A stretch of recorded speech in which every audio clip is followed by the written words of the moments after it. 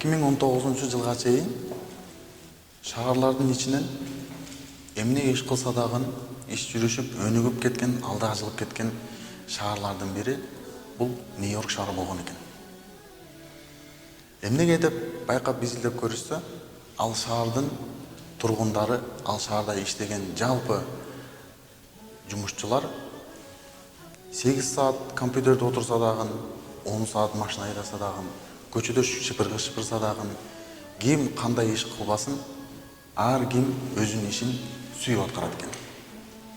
Ушунчалык сүйгөндүктөн берилип, майын чыгар аткарат экен. Урматтуу ар түрдүү кесип ээлери.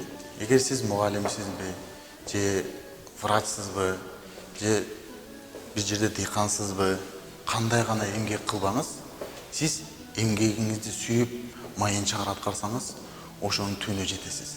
Ошондо биздин элибиз өнүгүүдө жыргалда болот.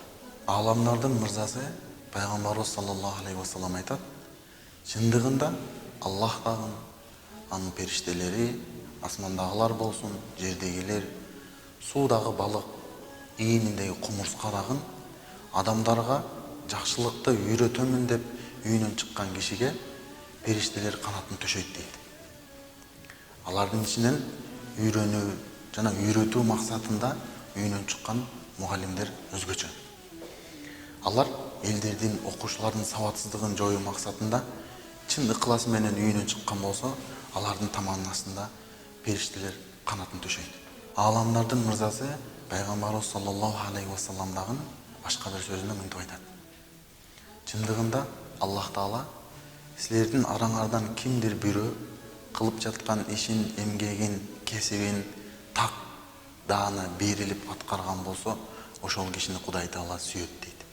Алла Таала Кур'ан-ы Каримде мынтип айтат: "Ва ма кана раббука лиюликал кура бизулмин ва ахлуха муслихун" дейт.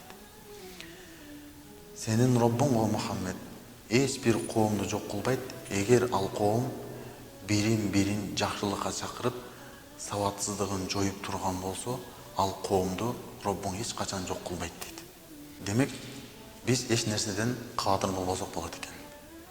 Мугалимдерибиз бар, алар адамдарды караңгылыктан жарыктыкка, сабатсыздыгын жоюп жатышат. Кудай Тааланын эң сүйкүмдүү бенделерине айланып жатышат. Мугалимдер бар болуңуздар.